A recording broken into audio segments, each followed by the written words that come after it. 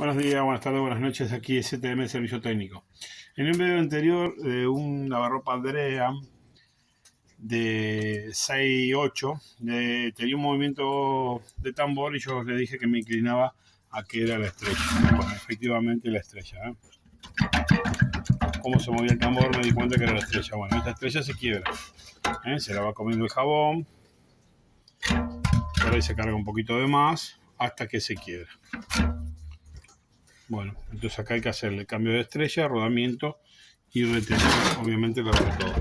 ¿Qué pasa cuando se usa así? Ya en otro video también lo enseñé, ¿ve cómo se pela? Bueno, esto se pela, no pasa nada, está pelado, pero hay a veces que se rompe. Cuando se rompe yo lo puedo reparar, en algunos casos, en otros casos no lo puedo reparar. Entonces si no lo puedo reparar tenemos que cambiar la cuba. Y bueno, ahí va a ser unos buenos pesos.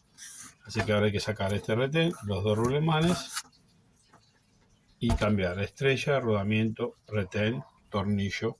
Si los tornillos se pueden recuperar, no hay problema, no me molesta, recupérenlo. Pero a veces se saben cortar, ya cuando uno lo quiere aflojar se corta. Si no va nuevo. Pero esto lo pueden poner lo mismo. Ojo cuando lo apretan, porque por ahí lo apretan de más y lo cortan. Y si no va tornillo nuevo. Bueno, entonces acá hay que hacer cambio de estrella, rodamiento y retén.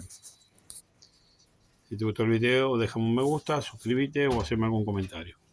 ¿Ve? Y acá está rozando ya en la cuba que les mostré recién. Ahí está.